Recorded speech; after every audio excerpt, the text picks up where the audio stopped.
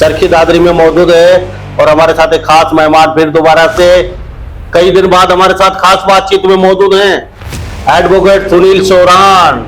Advocate साहब सुनील सोरान जी मौजूद हैं अंध भगत, यानी कि हम नहीं कहते, लोग कहते हैं अंध भगत बाबू जी। रही बात अंध भक्त की, ये है सच बात है, जो बीजेपी फॉलोअर्स उन लोगों को अंध भक्त कह भी देते हैं। मैं सोचता हूं कि बीजेपी ने इस देश को नई दिशा दी है। जिस प्रकार से ईमानदारी से नौकरियां इस प्रदेश में दी गई, ये चीजें मुझे इंप्रेस करती थी। जिस प्रकार से उन्होंने स्कीम्स बनाई कि चीजें ट्रांसपेरेंट हो, गवर्नमेंट की जो स्कीम्स है वो गरीब से गरीब और आम आदमी तक पहुंचे और उनको डायरेक्ट बेनिफिट दिए जाए और वो वहां तक पहुंचे, ये बात इंश्योर करना, ये बातें मुझे पसंद आई। इन बातों की मैं हमेशा तारीफ करता था। एक चीज मुझे लगता है कि जो वीक रही, वो वीक रही कि इस प्रदेश के अंदर एक ऐसा इकोसिस्टम बन गया और एक नैरेटिव सेट हो गया जाट नॉन जाट का। बीजेपी कम्युनिकेट करने में कमजोर रही, मुझे लगता है, मेरी सरकार, और इस बात का फायदा विरोधियों ने पूरा उठाया, जिससे आज एक ये नैरेटिव एस्टेब्लिश हो गया कि भारतीय जनता पार्टी कहीं ना कहीं जाटों के खिलाफ है।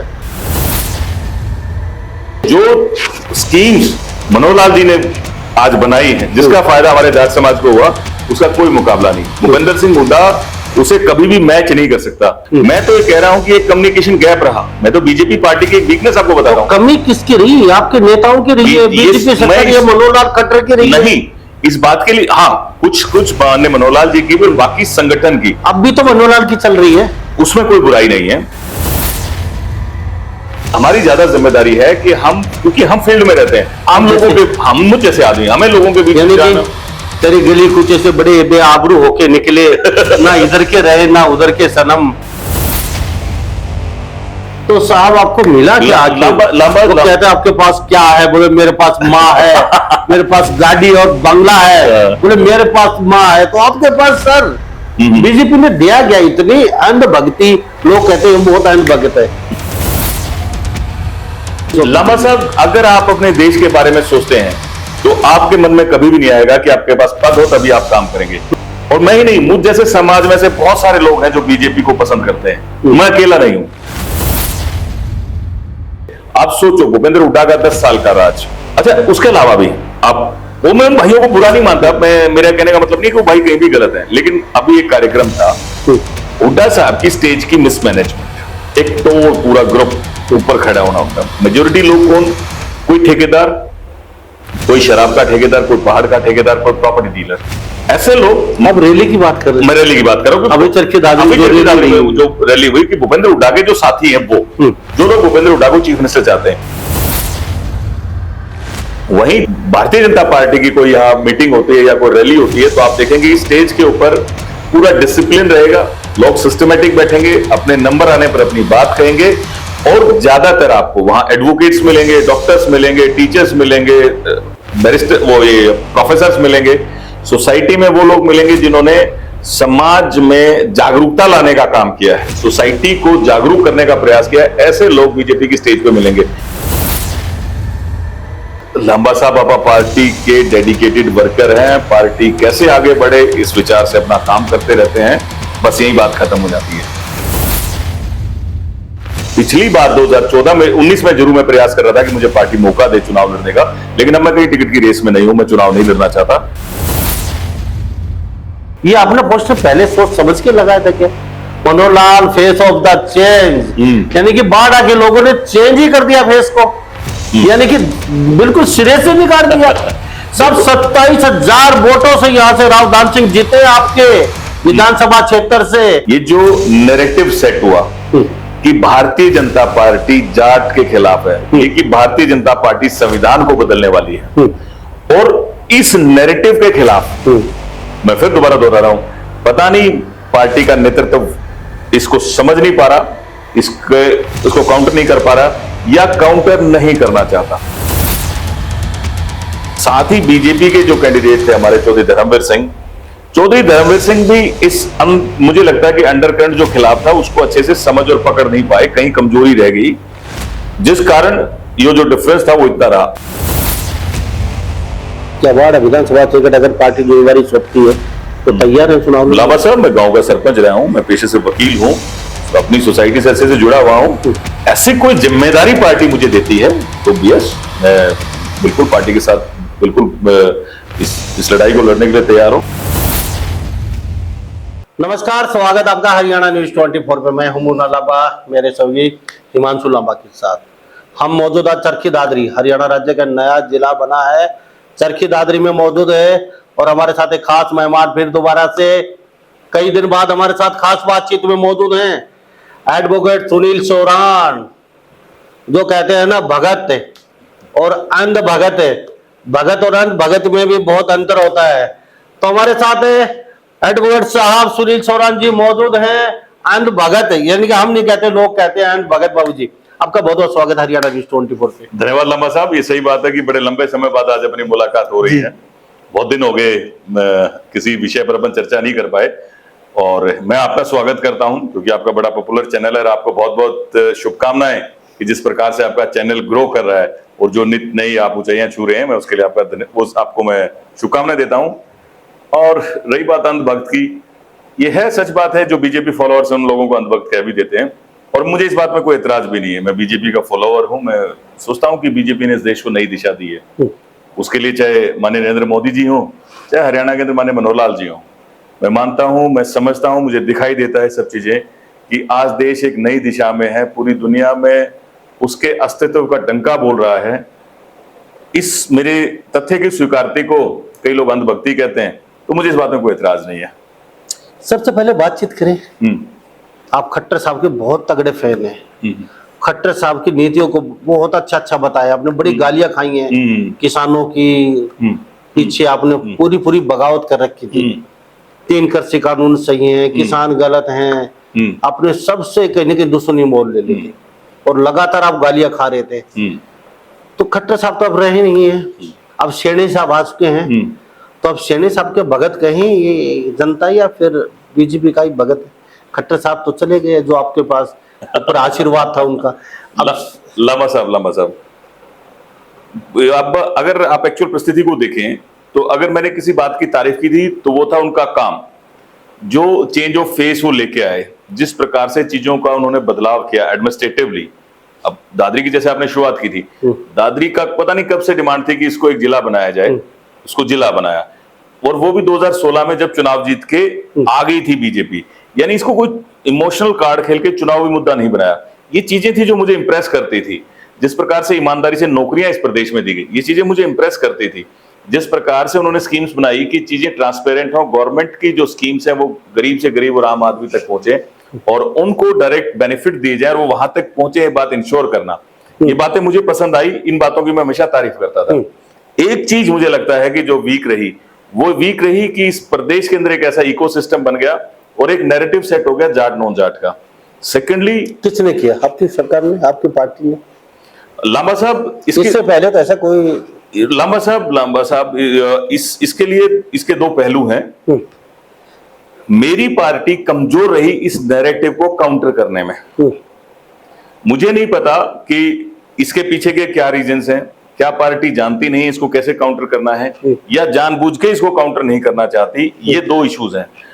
अदरवाइज मुझे ऐसा लगता है कि भारतीय जनता पार्टी ने सभी जातियों को इक्वली ट्रीट किया, परंतु कम्युनिकेशन का गैप रहा। जैसे जाट आरक्षण आंदोलन चला, उस समय नायब जो राजकुमार सैनी सांसद थे, उनको शटअप कॉल दी जानी चाहिए थी, उनको शुरू में रोक दिया जाना चाहिए था। लेकिन जिस प्रकार से वो अपनी गतिविधियां चालू रखे गए, इससे जाट समाज में एक रोष उत्पन्न हुआ।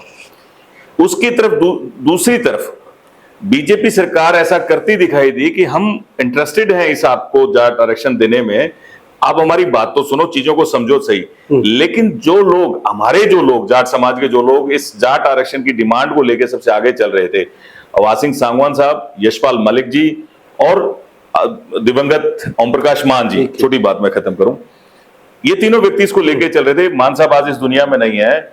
मैं आपको बताऊं, कमाल की बात की, हवा सिंह सांगवान साहब से 2019 में, 2016 के 18 या 19 में, मतलब 2 या 3 साल के बाद मैंने उनसे बात की, सांगवान साहब कम से कम ये तो क्लियर करो कि लीगल प्रपोजिशन क्या है, हमें कैसे आरक्षण मिल सकता है। और जब मैंने उनको चीजें डिटेल में बताई तो बोले यार मुझे इन बातों का पता ही नहीं था।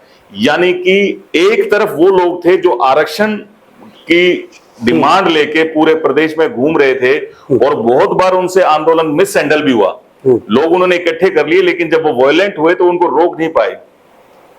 और उसके अंदर भूपेंद्र सिंह हुड्डा की ऐसी ऑडियोज, वीडियोज और बहुत सारी चीजें हैं भी जो ये बताती हैं कि कैसे पर्टिकुलरली हुड्डा और उसके साथियों ने आगजनी करने का काम किया। तो इस तरह से पैरेलली दो चीजें सामने चली गई।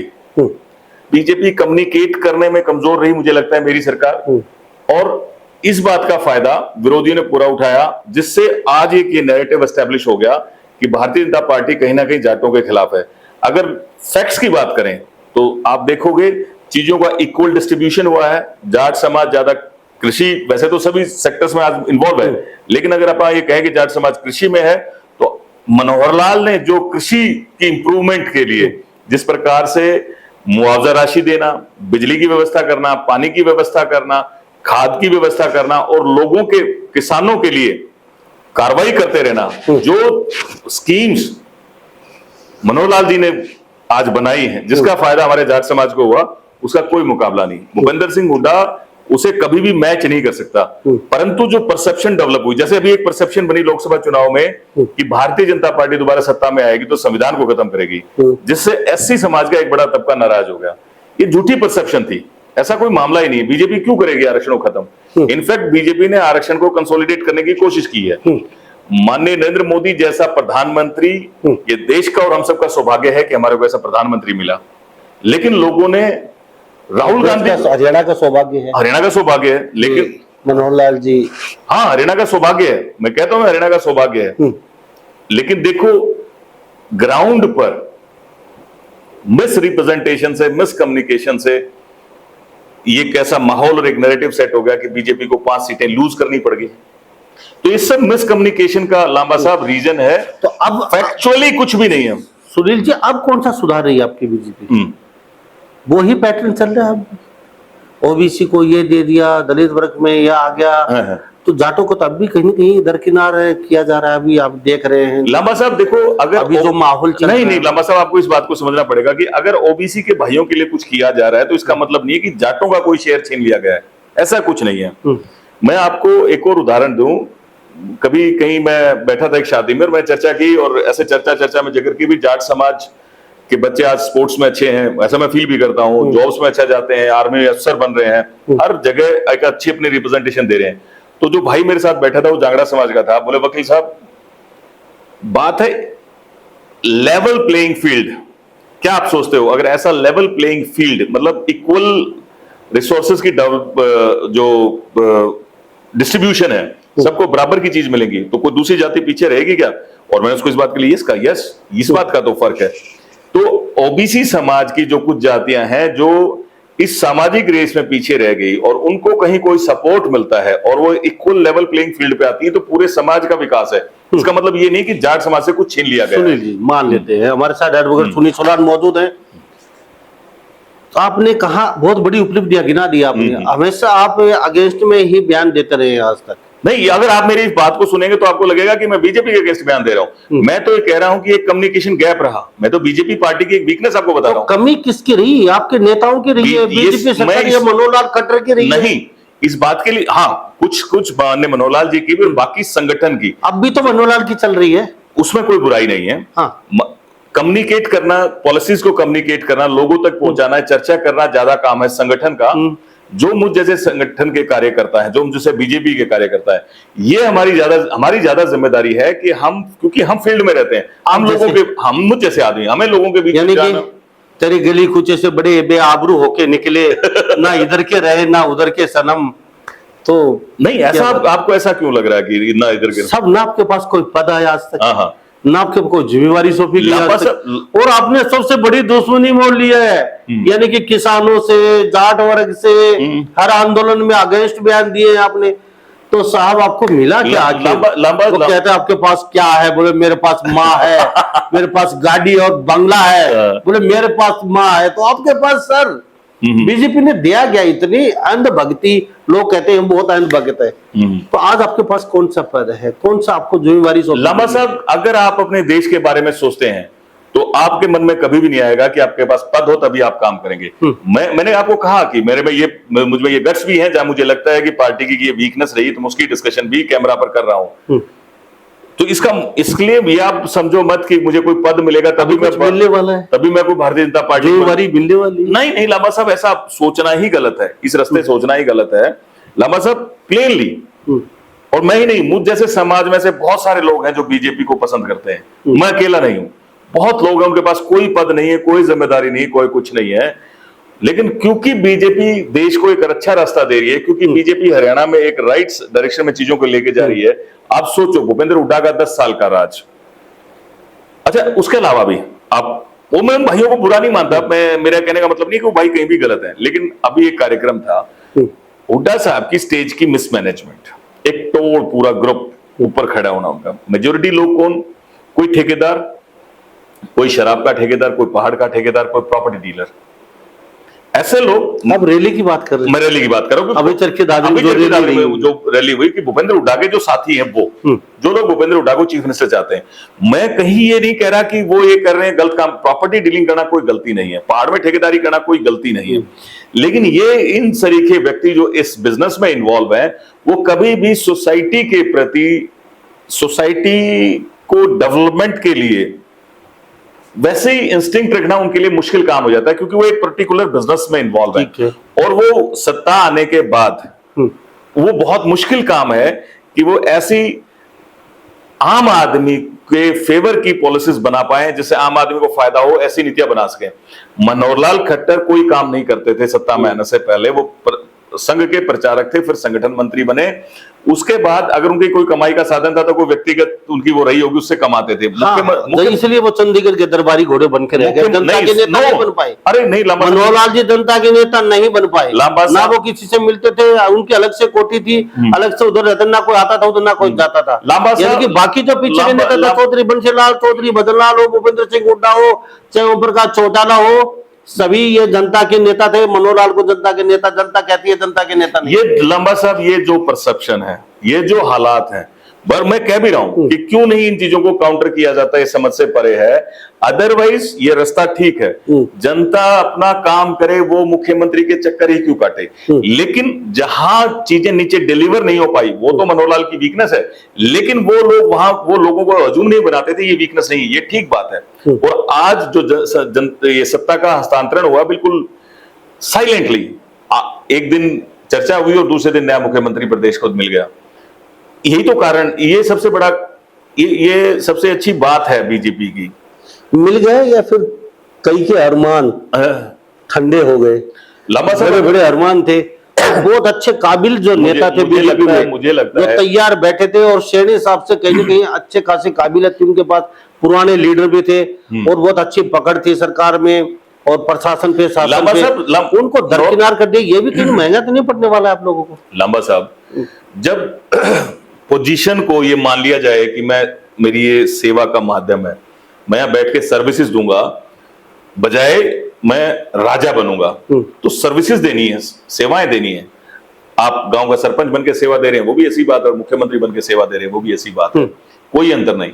हाँ, अगर वो चीजें आपके सर चढ़ बैठी हैं, वहां पे उसको, वो जो ओरा आपको मिला है, वो जो तामझाम आपको मिला है, वो तो मिलना लाजमी है भाई। एक मुख्यमंत्री वो सड़क पे तो नहीं घूम सकता, उसको सिक्योरिटी, सेफ्टी और वो सब चीजों की रिक्वायरमेंट रहेगी, उसको उसके नीचे पीएसओज और पीएज और उन सब की ओएसडीज वगैरह की भी एक टीम चाहिए, क्योंकि उसके सामने बहुत सारे सब्जेक्ट्स हैं जिसको उसे देखना है। लेकिन जब तक वो उसे अपनी सेवा का माध्यम मान रहा है, कोई बुराई नहीं है लांबा साहब। हाँ, कोई सोचता कि मैं सत्ता में आ गया, मैं राज में आ गया, उसके बाद मेरी कलम किसी के फेवर के लिए चलेगी, वो गलत बात है। तो मैं ये कह रहा था कि आप उस चीज को एक बार कंपेयर करने की सोच देखो।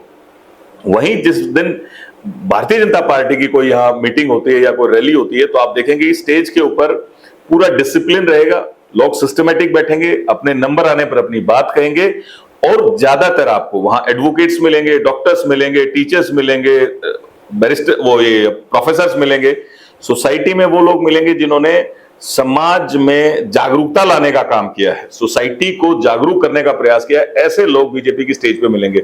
मेरी बात, मैं ये कहीं नहीं कहने जा रहा कि वो जो लोग हुड्डा की स्टेज पर बैठे थे वो गलत है, लेकिन उनका अंतर सिर्फ इतना है कि वो अपने पर्सनल काम के लिए आगे बढ़ रहे हैं, और बीजेपी के साथ ज्यादातर वो लोग जुड़ते हैं जो सोसाइटी और समाज कैसे आगे बढ़े, समाज में समरसता कैसे बने, एकजुटता कैसे आए, प्रदेश आगे कैसे बढ़े, ऐसे लोग बीजेपी के साथ जुड़ते हैं। फेस ऑफ द चेंज ये हो सकता है कि आप लांबा साहब देखो, एक आदमी डायरेक्शन देता है, एक आदमी बदलाव देके जाता है। मनोहर लाल जी ने बदलाव दिया है अपने 9.5 साल के कार्यकाल में। उन्होंने चीजों को बहुत बदला है, चेंज किया है, और उसी चेंज को मान के, उसी बदलाव पर आधारित, उन्हीं के दिखाए हुए रास्ते पर माननीय नायब सैनी जी आगे बढ़ रहे हैं। बीजेपी के सभी कार्यकर्ता उस काम को आगे मनोहर लाल जी का आशीर्वाद मिल गया उनको, आपको भी आशीर्वाद मिलने वाला है बारडोली विधानसभा क्षेत्र के टिकट का, क्योंकि आप भी अंध भगत बोलते हैं आपको मनोहर लाल जी का, तो आपको भी आशीर्वाद मिलने वाला है। क्यों आज भी इनकी चलती है, लोग कहते हैं भाई मनोहर लाल जी की चल रही है, सैनी साहब को, बड़ोली साहब को, उनकी आशीर्वाद से ही ये दोनों यहाँ पे पहुंचे। मुझे लगता है कि भारतीय जनता पार्टी में फैसले कई लेवल पर होते हैं, बहुत लोग फैसले लेते हैं पार्टी को। ये फैसला तो सदी मनोहर लाल के चल रहे हैं अभी तो। मनोहर लाल जी भी उसका हिस्सा है, कुछ लोग पर्दे के पीछे और काम कर रहे होते हैं जो इन सब फैसलों को ले रहे होते हैं। भारतीय जनता पार्टी तो आपके पर्दे के पीछे क्या चल रहा है? कोई एडवोकेट सुनील सोरेन का। लांबा साहब आपा पार्टी के डेडिकेटेड वर्कर हैं, पार्टी कैसे आगे बढ़े इस विचार से अपना काम करते रहते हैं, बस यही बात खत्म हो जाती है। डिमांड कभी दुख नहीं होता, एक्सपेक्टेशंस नहीं होता। अरे साहब आपको अब दिया क्या? लांबा साहब जब 152 पद भी नहीं मिला आपको आज तक बीजेपी में, आप इतनी बगावत कर चुके हैं, इतनी दुश्मनियां बोल चुके, इतनी हजारों गालियां खा चुके हैं आप। किसान आंदोलन से, जाट आरक्षण से लेकर आज तक आप हमेशा फेवर करते आते हैं। अपने घर में पोस्टर लगा दिया मनोहर Lal face of the change, और इतने अंध भगत है, और फिर भी आप अंध भक्ति में आज भी डूबे। लोग कहते हैं कि अंध भगत है, हम नहीं कहते, लोग कहते हैं। फिर आप फिर भी क्या मतलब, क्यों आज आपको भरोसा है? हाँ, मैं आपको कि हम बार से चुनाव लड़ने वाले हैं, पिछली बार टिकट मांग रहे थे। नहीं लांबा साहब देखो, मुझे कोई टिकट नहीं मिल रही है। लांबा साहब आपको कोई टिकट नहीं? नो, मुझे कोई टिकट नहीं मिल रही है, मैं कहीं टिकट की रेस में नहीं हूँ। पिछली बार 2014 में, 19 में जरूर मैं प्रयास कर रहा था कि मुझे पार्टी मौका दे चुनाव लड़ने का, लेकिन अब मैं कहीं टिकट की रेस में नहीं हूँ, मैं चुनाव नहीं लड़ना चाहता। मैं कोई चुनावी राजनीति का हिस्सा नहीं मैं बनना चाहता। जब मैं 152D पर चढ़ता हूँ, मुझे चंडीगढ़ जाना होता है। ये कैसे हुआ फिर? क्या चीज? अब चुनाव के लिए प्रयास थे, पिछली बार तो बहुत आपने ट्राई की। हाँ, उसके बाद में लगातार आप सेवा करते रहे बीजेपी की। हाँ, मैं बीजेपी और टिकट के लिए आप मारामारी वो करेंगे लास्ट में। तो ऐसा क्या हुआ सुनील एडवोकेट के साथ, जो चुनाव नहीं लड़ रहे, हम किनारा कर रहे हैं, चुनाव और लड़ेंगे? नहीं लांबा साहब, कोई मतलब कोई ऐसे, अब जब आप पार्टी के साथ मैं पार्टी के साथ जुड़ा, पार्टी की चीजों को देखा, पार्टी में मैंने इतने लोगों को देखा निस्वार्थ भाव से काम करते हुए, कोई डिमांड नहीं, कोई रिक्वायरमेंट नहीं। पार्टी के इस एंगल ने, इस विचारधारा के लोगों ने मुझे मोटिवेट किया कि यार अगर आप डिमांडिंग होगे तो पार्टी की सेवा नहीं कर पाते। एक्सपेक्टेशन रख ली तो फिर कभी ना कभी दुख हो जाएगा, इसलिए अपने कोई एक्सपेक्टेशन नहीं, कोई डिमांड नहीं। आप कहते हैं कि पार्टी से दुख या सुख, मुझे चंडीगढ़ जाना होता है अपने पर्सनल कामों से। चंडीगढ़ जाने में 7-8 घंटे लगते थे, 700-800 रुपए एक्स्ट्रा खर्च होते थे डीजल के अलावा, और डीजल भी अब से ज्यादा लगता था। आज दूरी कम हो गई, समय कम हो गया, खर्चा कम हो गया, मेरा काम हो गया। आज मैं अपने गांव जाता हूं, मेरी जो सड़कों की व्यवस्था है, मुझे आसानी है। मैं जिस शहर में रहता हूं, कमियां हैं अभी, मैं कहता हूं सुधार के लिए गुंजाइश है, लेकिन एडमिनिस्ट्रेशन से मुझे काम है, तो पहले भिवानी जाना होता था, आज मुझे अवेलेबल है दादरी में। ठीक है, Manohar Lal face of the change, advocate साहब, एडवोकेट सुनील सोरेन जो मेरे साथ खास बातचीत में मौजूद है। Manohar Lal face of the change, इन्होंने बाकायदा एक पोस्टर बना बीच में पेंटिंग करवा रखी है। बाड़ा से तो पूरा फेस ऑफ चेंज ही कर दिया। ये आपने पोस्टर पहले सोच समझ के लगाया था क्या? मनोहर Lal face of the change, यानी कि बाड़ा के लोगों ने चेंज ही कर दिया फेस को, यानी कि बिल्कुल सिरे से निकाल दिया। सब 27,000 वोटों से यहाँ से राव दान सिंह जीते आपके विधानसभा क्षेत्र से, और वहां से अच्छे खासे बीजेपी के नेता बैठे हैं, चाहे एडवोकेट सुनील सोलार हो, चाहे सुखविंदर हो, बेंडी हो, या और भी बहुत बड़े बड़े ऐसे नेता हैं जहां से आप, और चेंज का फेस को बिल्कुल चेंज कर दिया। लांबा साहब, हरियाणा में सबसे अच्छा खासा विधानसभा क्षेत्र आपका निकला है, ये पोस्टर में साबित कर दिया। मनोहर Lal face of the change, यानी कि मनोहर लाल के फेस को ही चेंज कर दिया के लोगों। लांबा साहब, बाडड़ा जाट बहुल इलाका है, किसान बहुल इलाका है, लोग ज्यादातर एग्रीकल्चरिस्ट हैं, खेती किसानी ज्यादा करते हैं। और मैंने कहा कि काम की बजाय जो एक नैरेटिव सेट हो गए, पूरे देश के अंदर नुकसान हुआ है भारतीय जनता पार्टी इस बात का। हरियाणा में 5 सीटें खोना इसी का नुकसान का कारण था। ये जो नैरेटिव सेट हुआ कि भारतीय जनता पार्टी जाट के खिलाफ है, ये कि भारतीय जनता पार्टी संविधान को बदलने वाली है, और इस नैरेटिव के खिलाफ मैं फिर दोबारा दोहरा रहा हूं, पता नहीं पार्टी का नेतृत्व इसको समझ नहीं पा रहा, इसको काउंटर नहीं कर पा रहा, या काउंटर नहीं करना चाहता। ये दो अलग अलग बातें हैं, इसका मुझे नहीं पता। लेकिन जिस तरीके से, जिस लेवल पर ये नैरेटिव बाडड़ा के अंदर है, उसका नुकसान बाडड़ा के कैंडिडेट को हुआ, साथ ही अब भी होगा, साथ ही अब विधान चुनाव 2 महीने बाद है। ये 2 महीने का समय बीजेपी के पास सहना है, जिसमें अगर बीजेपी अपनी मेहनत करेगी, कोशिश करेगी, तो चीजें, नैरेटिव चेंज हो जाएगा। साथ ही बीजेपी के जो कैंडिडेट थे हमारे चौधरी धर्मवीर सिंह भी मुझे लगता है कि अंडरकरंट जो खिलाफ था उसको अच्छे से समझ और पकड़ नहीं पाए, कहीं कमजोरी रह गई, जिस कारण ये जो डिफरेंस था वो इतना रहा। अदरवाइज ऐसा कोई कारण नहीं है, ना तो बीजेपी ने कोई काम की कमी छोड़ी, ना बारडा में डेवलपमेंट की कहीं कोई कमी रही, ना बारडा के नौजवान को नौकरियों में कहीं कोई कमी रही, और ना ही कृषि के क्षेत्र में जो लोग खेती किसानी करते हैं उन्हें जिस चीज की रिक्वायरमेंट थी उसको पूरा करने में बारडा में कभी कोई कमी नहीं रही किसी तरह से। जो बेस्ट लीडरशिप प्रदेश की तरफ से बीजेपी ने बारडा को दी है, सुधार की गुंजाइश हमेशा बनी रहती है, लेकिन कंपैरेटिवली दूसरी पार्टियों से इन्होंने बहुत अच्छा काम किया है। फिर भी आप लोगों की कमी कहां? मैं कह रहा हूं वो नेताओं की यही नैरेटिव है, यहाँ के कार्यकर्ताओं की यस, ये नैरेटिव है, ये समझा नहीं पाए लोगों को, ये सब किसानों के बीच जा नहीं पाए, ये सब मनोहर लाल की खुद की कमी है, ये सब ये कम्युनिकेशन गैप, ये मैं फर्स्ट डे से कह रहा हूं। जब हम पहले जब किसान आंदोलन के दौरान भी बात करते थे, तब भी काउंटलेस चीजें मैं बताता था कि क्यों जरूरी है ये तीनों कृषि सुधार कानून। लेकिन पार्टी का कार्यकर्ता जिस मेहनत और जिस फ्यूरिसिटी के साथ इसको काम करना चाहिए था, लोगों के बीच में जाना चाहिए था, वो उस तरह नहीं गया। कभी कभार तो मुझे लगता है कि पार्टी के कुछ कार्यकर्ता और नेता तो ये मान बैठे, वो उस चीज से घबरा गए, यहां जो उजुम उठा उससे घबरा गए, वो ये मान बैठे कि ये सही है और कहीं ना कहीं इन कानूनों में कोई कमियां भी हैं। मेरे कुछ पार्टी के साथियों से मुझे बहुत बार बहस करनी पड़ी, उनको समझाना पड़ा कि नहीं भाई, जिस एंगल और जिस तरीके से तुम सोच रहे हो, जैसे उसमें एक बहुत बड़ी चीज ये हो गई कि जाटों की जमीनें चली जाएंगी, बल्कि ऐसा उसमें कुछ था ही कौन नहीं कि जिसमें जाटों की जमीनें चली जाएंगी। अगर मान लो कॉन्ट्रैक्ट फार्मिंग, आज भी कॉन्ट्रैक्ट फार्मिंग होती है, कॉन्ट्रैक्ट फार्मिंग टोटली आपकी पर्सनल चॉइस की बात है, आपका दिल करता है तो करो, नहीं करना तो मत करो। लेकिन लोगों ने ऐसा बताना शुरू कर दिया, ऐसा एक नैरेटिव सेट करना शुरू कर दिया। नाराजगी एक नहीं है लांबा साहब, ये जाओ, नाराजगी इसका एक पहलू नहीं है, ये शुरुआत होती है आरक्षण आंदोलन से। बहुत सी चीजें मिस हैंडल हुई लामा साहब, और आप और हमने कई बार बातें की, जैसे मैंने कहा कि आरक्षण आंदोलन के दौरान चीजें मिस हैंडल हुई, उसके बाद जो स्पोर्ट्स गर्ल्स थी, जो रेसलर्स थी, जो उनका आंदोलन था, मैंने कहा कि वो चीजें मिस हैंडल हुई। उसके अलावा जो मामला संदीप सिंह का था, लड़की की छेड़छाड़ वाला, उसको अच्छे से सेंसिटिवली नहीं टेकन अप किया गया, उस पर जो काम किया जाना चाहिए था वो उस पर नहीं किया गया। उस पर भी मनोहर लाल जी का आशीर्वाद था। ये मनोहर लाल जी वर्कआउट करते हैं जो उनको नीचे से फीडबैक मिलती है। अब जो उन्हें फीडबैक मिली उस अकॉर्डिंगली उन्होंने अपने एक्शन लिए, और उनका जो रिजल्ट था वो नेगेटिव हुआ। अब क्या लगता है खापों की जो, जी जैसे हमारी खापें हैं, हाँ खाप में 100 कमियां हैं, लेकिन खाप हमारे समाज का हिस्सा है। हमारे बुजुर्ग जो खापों में बैठते हैं, और खापों की वजह से हमारा जो आपसी सामाजिक ताना बाना है, वो ताना बाना स्ट्रॉन्ग है।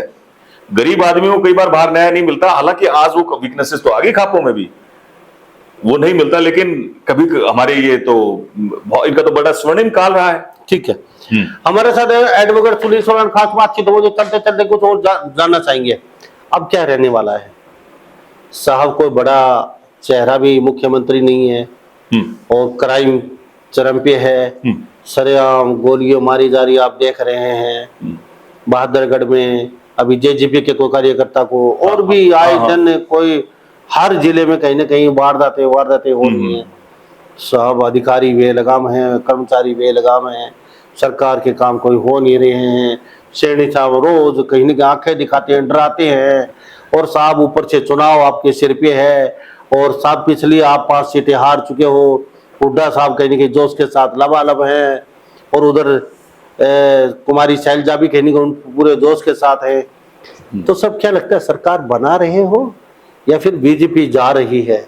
लाबा साहब, आपके सामने आ जाएंगी चीजें। जो 5 सीटें आज भारतीय जनता पार्टी लोकसभा चुनाव में आ रही है, मुझे पूरा यकीन है पार्टी ने इस हार से सबक लिया है, और जहां जहां वीकनेस रही है, जहां जहां कमजोरियां रही हैं, उनमें पार्टी वर्कआउट करेगी, चीजों को ठीक करेगी, और 100% अक्टूबर में भारतीय जनता पार्टी की सरकार हरियाणा में बनेगी, मैं आपको गारंटी लिख के देता हूं, कोई रोकने वाला नहीं है जी। रही बात नायब सैनी जी की बात, ये उदाहरण है लीडरशिप के लिए, आम कार्यकर्ताओं के लिए, कि कैसे एक साधारण कार्यकर्ता भी भारतीय जनता पार्टी का चीफ मिनिस्टर बन सकता है। और उसका साधारण होना वो क्वालिटी ज्यादा बड़ी क्वालिटी नहीं है, उससे बड़ी क्वालिटी उसकी ये है क्योंकि वो गरीब घर से आया है, उसे गरीब के दर्द का पता है। उसे पता है कि जब हॉस्पिटल में एक गरीब आदमी जाता है तो उसके साथ डॉक्टर्स कैसे बिहेव करते हैं। वो जानता है कि जब गरीब आदमी जब थाने में जाता है तो वहां बैठा सचो उसके साथ कैसे बर्ताव करता है। वो ये जानता है कि कैसे डीसी और एसपी ह्यूमिलिएट और एम्बेरस करते हैं गरीब आदमी को, आम आदमी को। तो ये वो जो नीचे की चीजों को, दुख दर्द को आम आदमी को जानता है, वो इस पे इंप्रूवमेंट में लगा है, करेगा, चीजें ठीक होंगी। और इसका मैसेज भी बहुत जल्दी काफी तो आना शुरू हो गया, काफी और हद तक और आ जाएगा। जहां जहां पार्टी को लगता था कि ये कुछ चीजें ऐसी हैं, हालांकि मैं उन फैसलों के खिलाफ नहीं था, जैसे सरपंच, ये कुछ सरपंच पे कंट्रोल नहीं था, ये था ट्रांसपेरेंसी लाने का एक तरीका, उसमें कोई बुराई नहीं थी। लेकिन पार्टी आज ये समझती है, मुख्यमंत्री आज ये समझते हैं कि ये एक विवाद का कारण बन गया। पार्टी ने ऐसा नहीं है कि इसमें कोई स्टबर्ननेस दिखाई है, कोई हार्डनेस दिखाई है, उस फैसले को विड्रॉ भी किया है, सरपंचेस का कॉन्फिडेंस जीतने की कोशिश भी की है। और दूसरे फैसले थे जहां पब्लिक की नाराजगी थी, नाराजगी डेवलप हो गई थी या ऐसी कर दी गई थी, उसको भी करेक्ट करने का पार्टी रेगुलर प्रयास कर रही है। तो मुझे लगता है कि अगले 2 महीने में अपने को चेंज और ज्यादा नजर आएगा, क्योंकि पार्टी साफ सुथरी नीतियों के साथ काम करती है, लोग भारतीय जनता पार्टी को चुनेंगे। तो चुनाव फिर जान लेते हैं कि अवार्ड विधानसभा टिकट अगर पार्टी जिम्मेवारी सौंपती है तो तैयार है चुनाव में? लामा साहब, मैं गांव का सरपंच रहा हूं, मैं पेशे से वकील हूं, अपनी सोसाइटी से अच्छे से जुड़ा हुआ हूं। ऐसी कोई जिम्मेदारी पार्टी मुझे देती है तो यस, मैं बिल्कुल पार्टी के साथ बिल्कुल इस लड़ाई को लड़ने के लिए तैयार हूं। मैं जानता हूं कि चीजों को कैसे हैंडल किया जाता है, कैसे पब्लिक में जाया जाता है, मेरे मुद्दे क्या हैं। मैं एक्टिविस्ट टाइप आदमी रहा हूं, मैंने जेल काटी है, 307 तक के पर्चे दर्ज मेरे खिलाफ हुए हैं। गांव के हरिजन भाइयों के लिए, उनके हकों और अधिकारों के लिए मैं लड़ा हूं इसी सरकार में, जब मेरी पार्टी सरकार थी, और सरकार को बैकफुट पर भी आना पड़ा है, मुकदमे वापस भी लेने पड़े हैं। तो लामा साहब, मैं पब्लिक का आदमी हूं, मैं इन सब चीजों को जानता हूं, लेकिन एक्सपेक्टेशन नहीं है, अब डिमांड नहीं है, अब अपना काम करना है जी। तो हमारे साथ खास बातचीत में एडवोकेट सुनील सोरान जी खास बातचीत में, बाबू जी आपका बहुत बहुत धन्यवाद, आपसे बातचीत की, आपका कीमती समय लिया। और मनोहर Lal face of the change, अब देखते हैं कितनी जल्दी मनोहर Lal face of the change, क्योंकि जिस तरीके से कांग्रेस जोश के साथ हरियाणा में उतर रही है, तो शायद ही फेस ऑफ द चेंज, अगर नीतियों को आपने जो बताया बहुत जल्दी चेंज नहीं आया 1-2 महीने में, तो कहीं जनता सिरे से निकाल भी सकती है, क्योंकि 5 सीटों से आपने सबक नहीं लिया तो फिर कभी सबक ले भी नहीं सकती आपकी पार्टी। चलो फिर मिलते हैं आपसे कभी नेक्स्ट बातचीत में, और फिर बातचीत करेंगे कई भी मुद्दों को लेके। तो जब तक के लिए आपका बहुत बहुत धन्यवाद बातचीत। धन्यवाद लामा साहब, नमस्कार। तो हमारे साथ एडवोकेट सुनील सोरान खास बातचीत बने थे चरखी दादरी से, अक्सर हमारे साथ बातचीत में शामिल होते हैं ये, और ये जनता कहती है इनको मनोहर लाल का अंध भागित है। तो देखते हैं अब ये चुनाव लड़ेंगे नहीं, ये भी एक विशेष बात है कि पिछली बार ये चुनाव के लिए बहुत ही फाइट कर रहे थे, लेकिन अब की बार कहते हैं कि पार्टी की नीतियों को जन जन तक पहुंचाएंगे, पार्टी की सेवा करेंगे। पार्टी पे छोटा वो किसको टिकट देगी नहीं देगी, हमें जिम्मेवारी सौंपती है तो निश्चित तौर पर चुनाव लड़ेंगे, और बहुत अच्छी तरीके से चुनाव लड़ेंगे अगर पार्टी हमें जिम्मेवारी सौंपेगी तो। नहीं तो कोई भागा दौड़ी नहीं हमारी तरफ से, हम निरंतर बीजेपी के साथ रहेंगे और उनकी नीतियों को जन जन तक घर घर तक पहुंचाएंगे। तो इस बारे आप क्या सोचते हैं? सभी इन बातों के साथ मैं मुन्ना लांबा, मेरे सहयोगी हिमांशु लांबा के साथ हरियाणा न्यूज 24। नमस्कार, जय हिंद।